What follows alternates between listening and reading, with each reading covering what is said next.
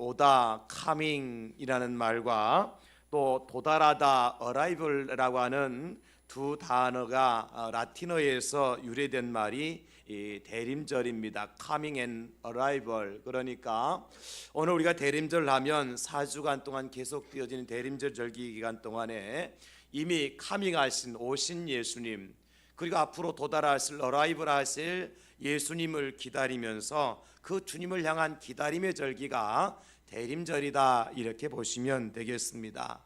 그러니까 대림절의 가장 큰 의미는 뭐냐면 우리가 먼저 조금 변화된 모습으로 일관되게 예수 그리스도만을 바라보고 그분을 위해서 준비된 삶을 살아가는 것, 이것이 대림절 절기의 큰 의미인 것입니다. 우리가 4주간 동안만큼이라도 조금씩 변화된 모습으로 예수 그리스도만을 일관되게 바라보고 그분을 맞이할 준비하면서 준비된 삶을 살아가는 것, 이것이 대림절 절기를 지키는 성도들의 본분이다. 구약 성경을 통해서 많은 성도들이 그런 예를 볼 수 있고, 특별히 신약 시대에도 마리아를 통해서 우리는 이제 대림절을 어떻게 보냈는 것인가를 알 수가 있죠. 마리아에게 천사가 나타나서 이제 처녀인 마리아에게 아들이 낳을 것이라고 수태고지를 하잖아요. 이 수태고지를 받은 이후에 마리아가 어떻게 삽니까? 이제 더욱더 남자를 가까이 하지 아니하고 정성으로 준비된 모습으로 아기 예수님이 땅에 태어날 때까지를 살아가는 것을 볼 수가 있습니다.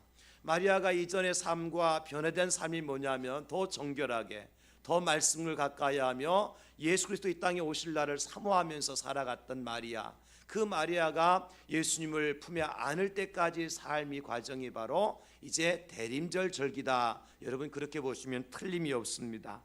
따라서 우리는 이렇게 거룩하고 설레이는 대림절 절기를 보내시는 여러분, 우리가 과연 예수 그리스도를 기다린다면, 예수님을 기다린다면 이 모습으로서가 아니라 조금 더 변화된 모습으로, 우리가 크게 하루아침에 변화될 수는 없지만 그래도 마음을 다잡고 생각을 바꾸고 우리의 태도를 변화시키면서 조금 더 변화된 모습으로 오직 예수 그리스도 그분만을 바라보면서 더욱더 기회를 놓치지 않기 위해서 준비된 모습으로 우리 주님을 여러분 다 영접하고 만나실 수 있기를 예수님의 이름으로 축원합니다.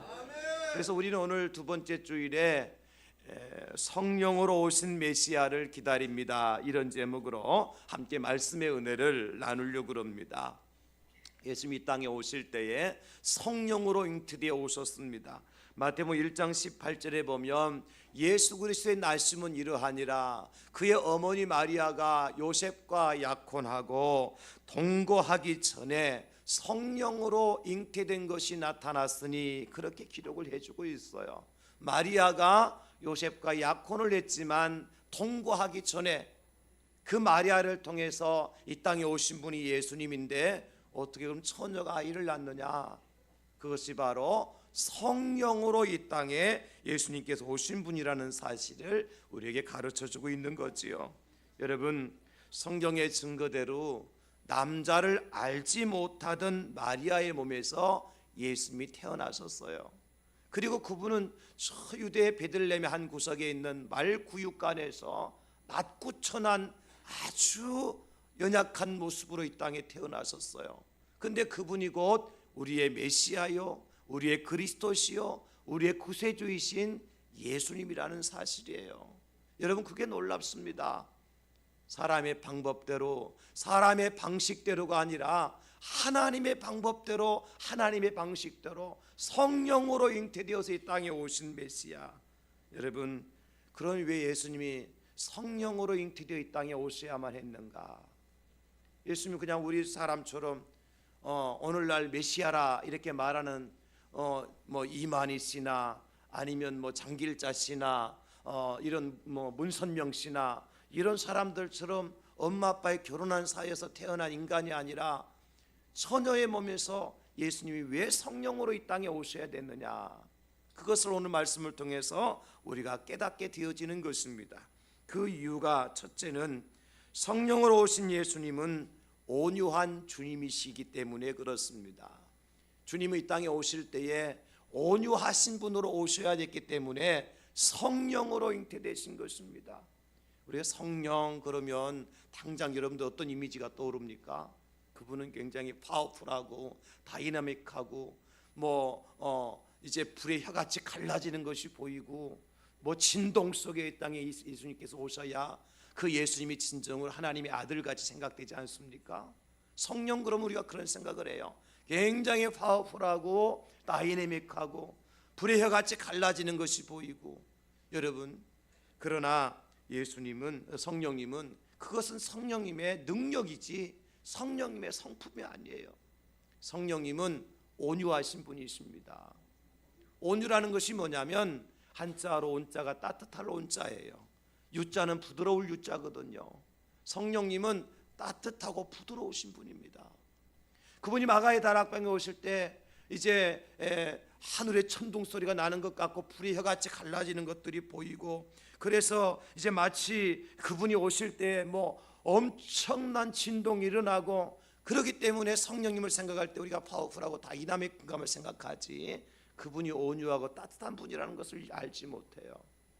예수님께서 당신을 소개하시면서 마태복음 말씀하시기를 수고하고 무거운 짐진 자들아 다 내게로 오라, 내가 너희를 쉬게 하리라.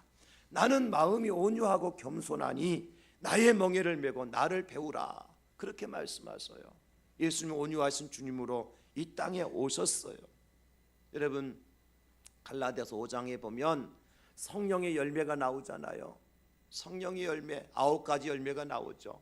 그 9가지 열매를 면밀히 잘 살펴보십시오. 사랑과 희락과 화평과 오래 참음과 자비와 양선과 충성과 온유와 절제.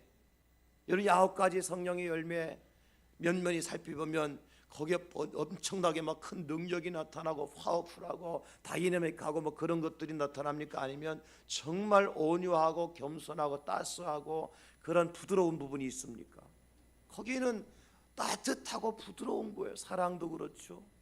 사랑과 희락과 화평과 오래 참음과 자비, 양선, 충성, 온유, 절제 다 따뜻하잖아요. 다 부드럽잖아요. 이게 성령의 열매예요. 그래서 우리는 성령님은 온유하신 분이란 말이에요. 그 성령님의 열매를 보면 알 수가 있잖아요. 그런데 여러분 놀라운 사실은 우리 예수님이 이 땅에 오실 때에 성령으로 오셨다고 하는 것은 이 성령의 9가지 열매를 예수님께 다 품고 오셨다는 거예요. 성령의 9가지 열매를 당신의 몸에 마음에 생각에 다 품고 예수님이 이 땅에 오신 거예요. 그리고 예수님께서 말씀하실 때마다 사랑과 희락과 자비, 충성, 온유, 절제의 열매들이 예수님께서 사역하실 때마다 성령의 9가지 열매들이 맺히는 것을 볼 수가 있잖아요. 그래서 예수님은 성령으로 이 땅에 오신 분인 것입니다. 예수님이 온유하셔야 될 이유가 있어요. 그것은요, 죄인 중에 괴수와 같은 나를 불쌍히 여기셔서 당신의 자녀로 받아주시기 위해서는 뭐가 필요해요? 온유하심이 필요한 것입니다. 두드려 패고 그렇게 채찍질해서 우리를 받아주시는 것이 아니라 수고하고 무거운 짐진 자들아. 그게 다 누굽니까? 고슴도치처럼 가시투성이가 돼가지고 스치기만 하면 상처를 내고 만나기만 하면 상처를 낼 수밖에 없는 그런 죄인 중에 괴수와 같은 우리를 주님께서 용서해 주시고 사해 주시고 품어 주시기 위해서 예수님이 이 땅에 오신 거예요. 우리를 그런 우리를 품고 용서하시기 위해서는 예수님께 뭐가 필요할까요? 온유하심이 필요한 겁니다. 그래서 예수님께서 성령으로 이 땅에 오신 겁니다. 오늘 본문에도 보면 3절에 상한갈대가 나가고 꺼져가는 등불 나오잖아요. 이 상한갈대가 어떤 존재입니까? 우리가 잘 아는 것처럼 갈대는요, 그것이 갈대가 싱싱하고 살아있어야 뭔가 쓸모가 있어요. 빗자루를 쓰든지 아니면 거기에 새들이 내려앉든지 갈대가 정상적으로 성장하고 건강해야 거기에 쓸모가 있잖아요. 그 상한 갈대는 어떻습니까? 썩은 갈대입니다. 썩은 갈대. 그래서 거기에 새도 내려앉지 못합니다. 어떤 빗자루를 사용하지도 못해요. 지나가다가 그것이 갈대가 상한가 싶어서 손 짚으면 어떻게 됩니까? 그 상한 갈대 손이 찔려서 피가 납니다. 이게 상한 갈대예요. 꺼져가는 등불은 어떤 모습입니까, 여러분? 우리 어르신들은 아실 거예요. 옛날에 등잔불 켜고 등불 킬 때 여러분 등불에 기름이 떨어지기 시작하면 심지가 타기 시작합니다. 냄새가 나죠. 끓음이 나죠. 도무지 쓸모없는 것이 꺼져가는 등불이에요. 얼른 불을 끄고 거기다 기름을 보충해 줘야 돼요. 그러나 주님은 꺼져가는 등불, 냄새나서 다른 사람에게 누추한 이제 냄새나는 인생, 아무런 쓸모없이 끓음만 나는 인생과 같은 그런 인생을 하나님께서 사랑하셔서 구원하시기 위해서 이 땅에 예수 그리스도를 보내주셨다는 겁니다. 여기 상한 갈대가 누구고 꺼져가는 등불이 누굽니까? 바로 저와 여러분들의 모습인 거예요.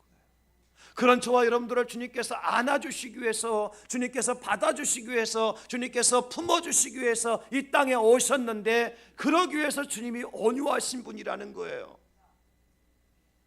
예수님께서 마지막 날 잡히시던 날 밤에 겟세마네 동산에서 무슨 일이 있었습니까, 여러분? 가룟 유다가요, 예수님 잡으려고 군병들과 함께 동산에 올라왔어요. 그때에 이제 유다가 그 군인들과 한 군호를 짰다, 서로 신호를 짰다 그러잖아요. 그 군호가 뭐예요? 내가 입을 맞추는 그가 예수니까 너희들이 잡아가라. 가룟 유다가 그렇게 하고 군인들 데리고 겟세마네 동산을 올라왔어요. 예수님 만났어요. 유다가 바로 예수님께 다가가서 뭐라 그럽니까? 라삐요, 안녕하시옵나이까? 선생님 평안하십니까? 그러면서 예수님께 입을 맞춰요. 예수님께서 그때 뭐라고 말씀하시는 줄 아세요? 친구여, 네가 무엇을 하려고 왔는지 행하라. 친구여, 지금 가룟 유다가 예수님께 와서 무슨 짓을 하고 있습니까? 입을 맞추지만 바로 이 예수를 너희들이 잡아가서 십자가에 달려 죽여야 될 예수니까 너희들이 꿇고 가라. 그러면서 군호를 맞추고 와서 입을 맞추면서 라삐요 안녕하시옵니까 그랬는데, 예수님은 그 원수 가룟 유다를 향해서 친구여, 네가 와서 할 일을 네가 행하도록 하라. 이게 예수님의 모습이에요. 화가 난 베드로가요, 칼을 빼들어 가지고 제사장의 종 말고라는 사람의 귀를 쳐서 귀를 땅에 떨어뜨려 버렸어요. 우리 예수님 어떻게 하십니까? 땅에 떨어진 귀를 주어서 그의 귀에 이제 붙여서 고쳐주시고 베드로에게 말씀하십니다. 베드로야, 내 칼을 칼집에 도로 꽂아라. 칼을 가진 자는 다 칼로 망하느니라. 예수님이 칼로 얼마든지 그를 칠 수도 있었습니다. 예수님 무력을 통해 얼마든지 그들을 제압할 수 있었습니다. 하늘의 12군단 더 되는 이 천사들을 명하여서 그들을 완전히 멸망시킬 수 있었습니다. 그러나 예수님은 그리하지 않으셨습니다. 왜? 예수님은 온유하신 분이기 때문에. 사랑하는 성도 여러분, 예수님은 오늘도 저와 여러분들에게 온유한 모습으로 다가오십니다.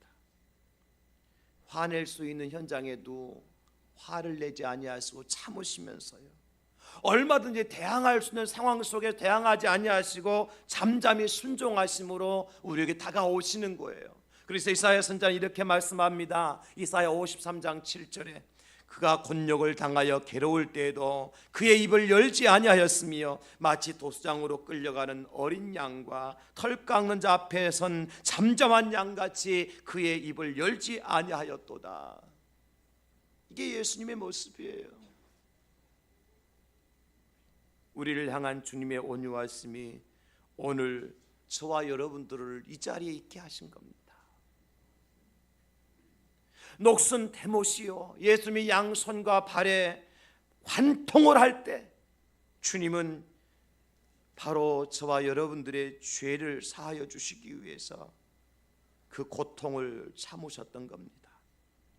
가시로 엮어 만든 면류관이 예수님의 머리에 씌워졌을 때에 그 가시가 예수님의 머리를 찌르면서 그 가시가 찍혀서 꽂혀서 말할 수 없는 통증이 머릿속에 파고들 때에도 주님은 우리의 허물을 용서해 주시기 위해서 다 참아주신 겁니다. 당신이 몸 안에 있는 물과 피가 다 몸 밖으로 쏟아져 나와서 이제 바싹바싹 말라 들어가면서 주님께서 하신 말씀이 내가 목마르다 말씀하시면서도 여전히 우리의 죄와 허물을 대신하여 당신이 피를 쏟으시고 물을 흘려 내보내주신 겁니다. 여러분, 이것이 예수님의 온유하심입니다. 저는 이 대림절에 다시 한번 저와 여러분들이 이 주님의 온유하심을 체험할 수 있기를 예수님의 이름으로 축복합니다.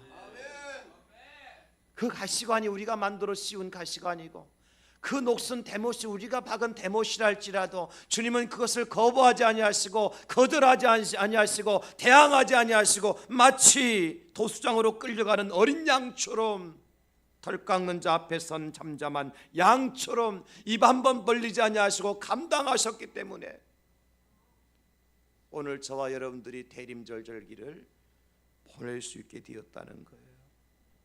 대림절은요, 온유하신 예수님이 우리를 안아주시는 절기예요. 따뜻하고 부드러우신 주님께서 그 주님의 품으로 고슴도치와 같은 저와 여러분들을 안아주시는 절기가 대림절입니다. 여러분, 저는 이번 절기 여러분들이 다 주님의 품에 안길 수 있기를 예수님의 이름으로 축원합니다.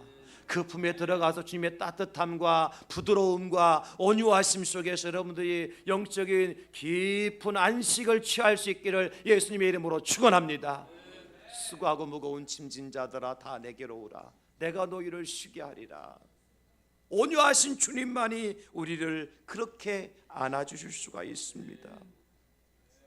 예수님이 성령으로 잉태되신 것은 그 온유하신 주님으로 오시기 위해서 성령으로 잉태되신 거예요. 두 번째, 예수님께 성령으로 잉태되신 이유가 뭐냐? 성령으로 오신 예수님은 은혜가 풍성하신 주님이시라는 겁니다. 오늘 3절에 말씀하신 것처럼 상한 갈대를 꺾지 아니하시고 꺼져가는 등불을 끄지 아니하시는 우리 주님의 은혜. 여러분, 상한 갈대, 꺼져가는 심지의 불이도 주님은 절대로 버리지 않으셔요. 잊지 않으셔요.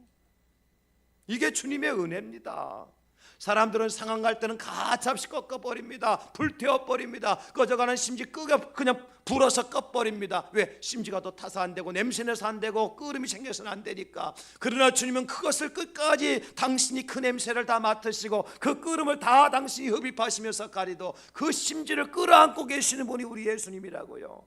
이게 주님의 은혜인 것입니다. 여러분, 누가복음 4장 18절로 19절에 보니까 주의 성령이 내게 임하셨으니 이는 가난한 자에게 복음을 전하게 하시려고 내게 기름을 부으시고 나를 보내사 포로된 자에게 자유를, 눈먼 자에게 다시 보게 함을 전파하며 눌린 자를 자유롭게 하고 주의 은혜의 해를 전파하게 하려 하심이라 하였더라. 그렇게 기록하고 있어요. 하나님의 성령이 예수님께 부어주신 이유가 뭐냐?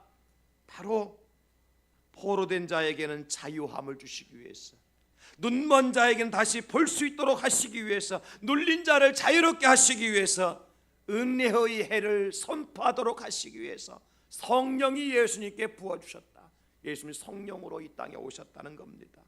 사도행전 10장 38절에 하나님이 나사렛 예수에게 성령과 능력을 기름 붓듯 하셨음에 그가 두루 다니며 선한 일을 행하시고 마귀에게 눌린 모든 사람을 고치셨으니 이는 하나님이 함께 하셨습니다 말씀하셨어요.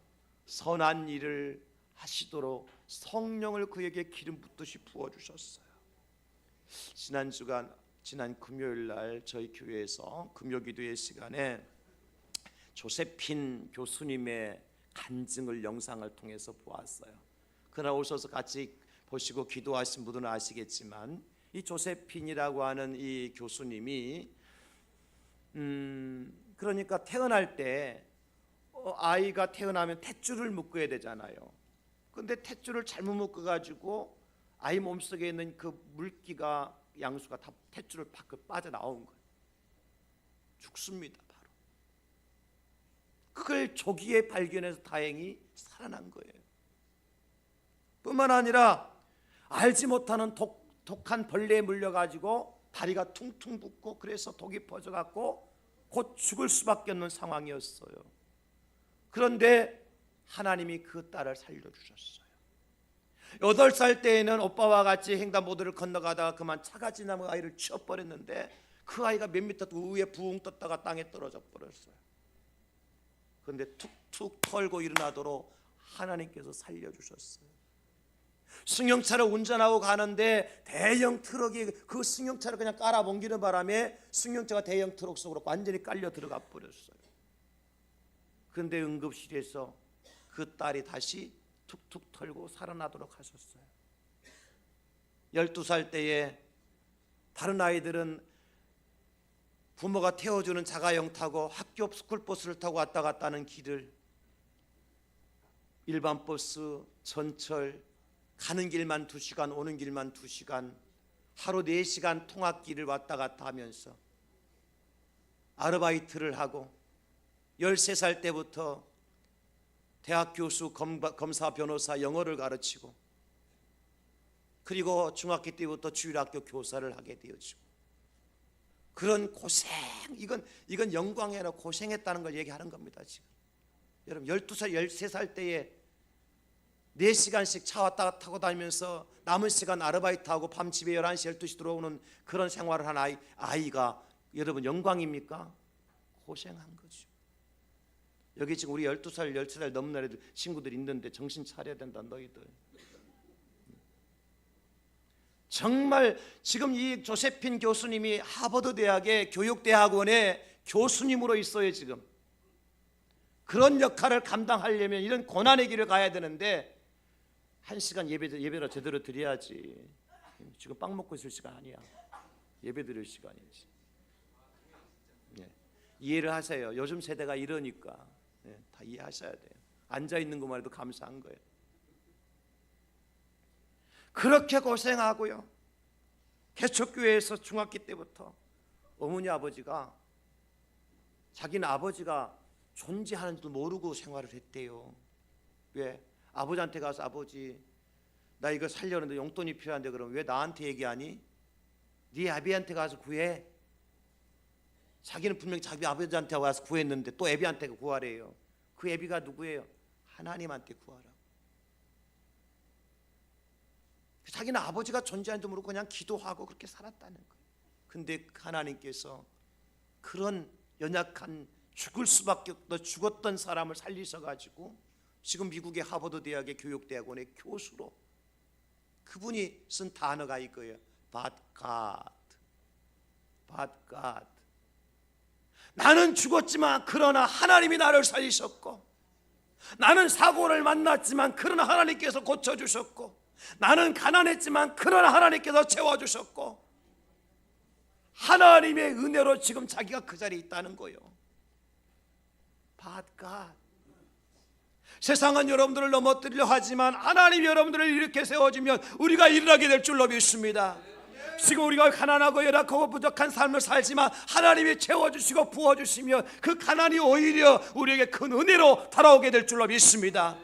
그래서 하나님은 합력하여 서로 이루어주시는 분입니다. 여러분, 우리 예수님이 그래서 은혜가 풍성하신 주님으로 이 땅에 오신 거예요. 사도 바울이 어떤 사람이었습니까? 교회를 핍박하고 교회를 잔멸했던 사람이에요. 예수 믿는 사람을 잡아가뒀던 사람이에요. 스데반 집사가 돌에 맞아 죽을 때 가편에서 잘한다 박수치면서 사람들 옷을 맡아줬던 사람이 사도 바울이었습니다. 그가 다메섹에서 예수님 만나잖아요. 꼬꾸라졌습니다. 여러분, 만약에 예수님이 온유하신 분이 아니고 은혜가 없으신 분이라면 그 자리에서 꼬꾸라뜨려 죽게 만드셨을 거예요. 아니면 죽지 않으면 그가 그 당시에 눈이 멀었습니다. 눈먼 상태로 장님으로 살게 만드셨을 거예요. 그러니 예수님은 은혜가 풍성하신 분이셔요.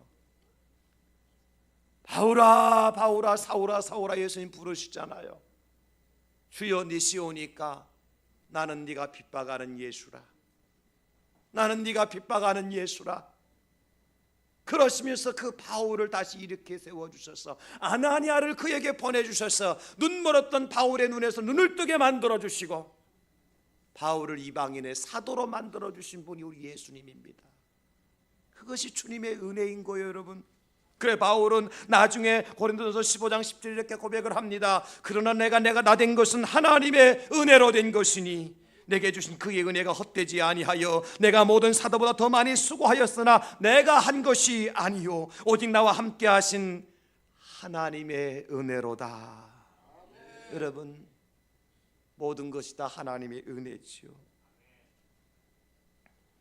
제가 만약에 우리 부모님이 원하는 대로 제가 되었다면 저는 아마 법관이 되었을 거예요. 그럼 지금 법관이 돼서 뭐 했을까? 아마 대통령 추리를 틀고 있지 않았을까?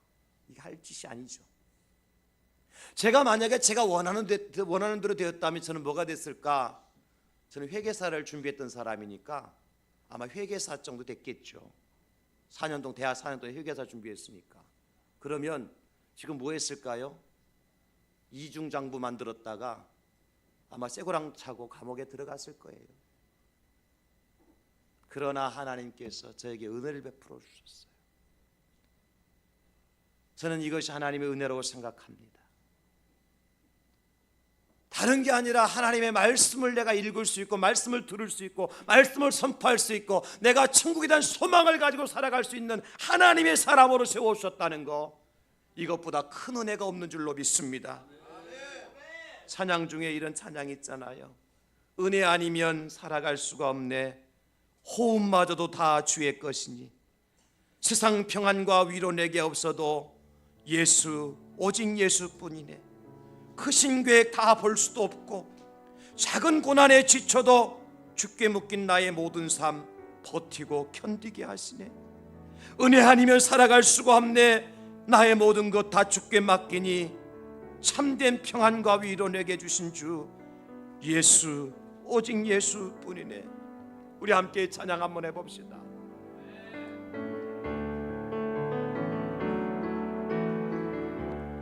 은혜 아니면 살아갈 수가 없네. 호흡마저도 다 주의 것이니 주님, 세상 평안과 위로 내게 없어도 예수, 오직 예수뿐이네. 크신 괴에 알 수도 없고 작은 고난이 지쳐도 주께 묶인 나의 모든 삶 버티고 견디게 하시네. 아멘. 은혜 아니면 살아갈 수가 없네.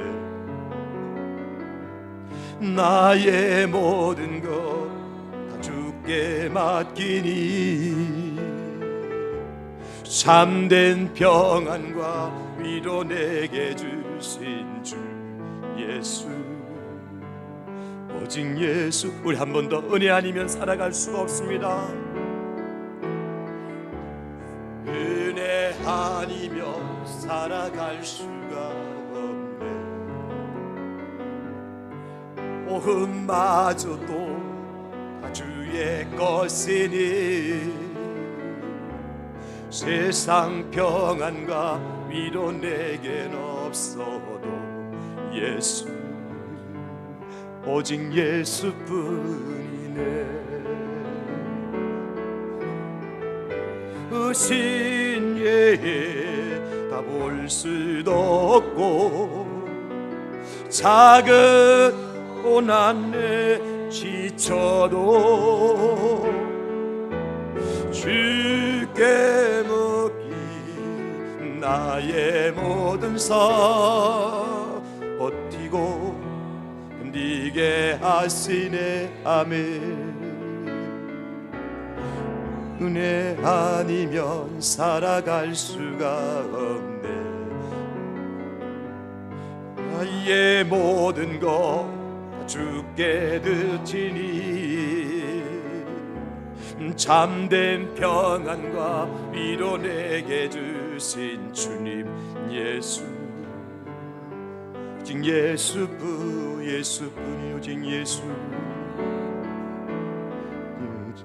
오직 예수뿐이네.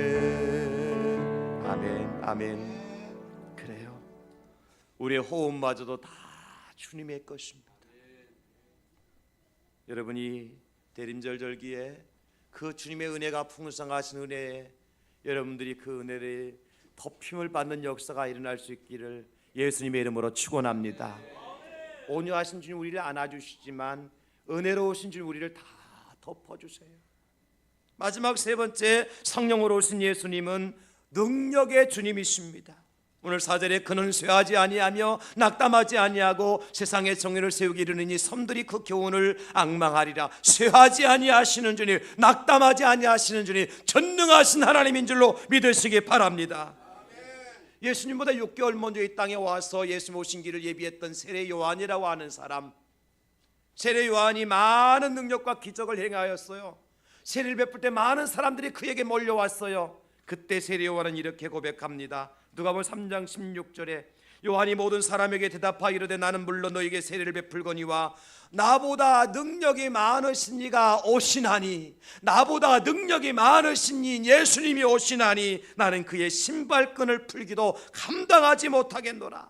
그는 성령과 불로 너에게 세례를 베푸실 것이요. 예수님이 성령으로 잉태되셨고요, 요한에게 세례를 받으실 때도 하늘부터 성령이 그에게 임하셨어요. 그리고 예수님은 공생의 3년 반 동안에 내내 하나님의 기적과 이적과 표적을 행하셨어요. 그 대표적인 것이 뭡니까? 앞을 보지 못하는 자의 눈을 떠서 보게 만들어 주셨어요. 귀신 들린 자에게 귀신을 쫓아내 주셨습니다. 안진병이 이렇게 세워 주셨습니다. 나인성의 과부의 아들을 죽었는데 그 과부의 아들을 살려주셨어요. 죽은 지 나흘이나 된 나사로를 다시 살려주셨어요. 예수님이 능력이시기 때문에 가능한 일이었어요. 뿐만 아니라 예수님 초자연적인 일들을 행하셨습니다. 물로 포도주를 만드셨어요. 바람과 파도를 명해서 잔잔하게 하셨습니다. 물고기들을 명령해서요 베드로의 그물 속으로 다 들어가도록 해주셨어요. 오병이어의 기적을 행하셨어요. 예수님이 능력이 많으신 분이기 때문에 그렇습니다. 세례 요한이 제자들을 예수님께 보냈을 때 예수님께서 이렇게 그 제자들에게 말씀해 주십니다. 누가복음 7장 22절에 예수께 대답하여 이르시되 너희가 보고 들은 것을 요한에게 알리되 맹인이 보며 못 걷는 사람이 걸으며 나병 환자가 깨끗함을 받으며 귀먹은 사람이 들으며 죽은 자가 살아나며 가난한 자에게 복음이 전파된다 하라. 아멘. 예수님의 능력입니다, 여러분. 그래서 성령으로 이 땅에 오신 예수를 만나면 어떤 변화가 나타나느냐? 우리가 병 고침 받기도 하고요, 귀신이 떠나가기도 하고요, 가난한 자가 부하게 되기도 합니다. 그러나 가장 큰 능력이 뭔지 아세요, 여러분? 추움같이 붉은 죄인도 흰놈처럼 희게 해주시는 주님의 은혜를 체험할 수가 있어요. 진홍같이 붉은 죄를 가지고 있는 사람도 양털처럼 희게 만들어주시는 주님의 은혜를 체험할 수가 있어요. 우리가 허물의 사하심을 받고 천국에 들어가는 축복의 사람이 될 수가 있다는 겁니다. 누가 합니까? 이 일을 오직 예수 그리스도뿐이 하실 분이 없어요. 천하 인간의 구원받을 만한 다른 이름을 우리에게 주신 일이 없다고 말씀하셨어요.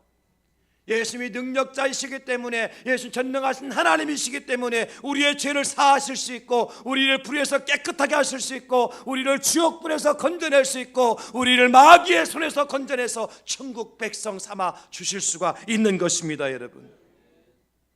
그래요. 능력 중에 최고의 능력이 구원받는 능력이에요. 여러분, 죽은 나사로를 예수님 살리셨다는 나흘 만에 그 나사로 다시 죽었을까요? 안 죽었을까요? 다시 죽었어요. 38년 된 병자가 예수님의 은혜로 고침받았어요. 그 병자 다시 병 들었을까 안 들었을까요? 성경에 기록되지 않고 얘기하면 또 이단이라 하겠지만도 아마 감기라도 안 걸렸겠습니까? 그러다 죽었을 거예요. 그러나 죄 가운데 구원받은 저와 여러분들을 용서해 주시고 받아주시고 안아주시고 덮어주시는 주님은요, 우리를 영원히 천국 백성 삼아 주십니다. 이것이 가장 큰 축복이에요. 나 같은 죄인이 용서함을 받고 죄인 중에 괴수요 고슴도치와 같이 여기저기 찔리고 상처만 내고 살아갈 인생을 주님께서 안아주시고 덮어주시고 구원해 주시는 은혜야말로 가장 큰 주님의 능력인 줄로 믿습니다. 여러분, 그 일을 문선명 씨가 할 수 없습니다. 여러분, 그 일을 장길자 씨가 할 수 없습니다. 여러분, 그 일을 이만희 씨가 할 수 없습니다. 오직 예수 그리스도만이 그 일을 행하실 수 있어요.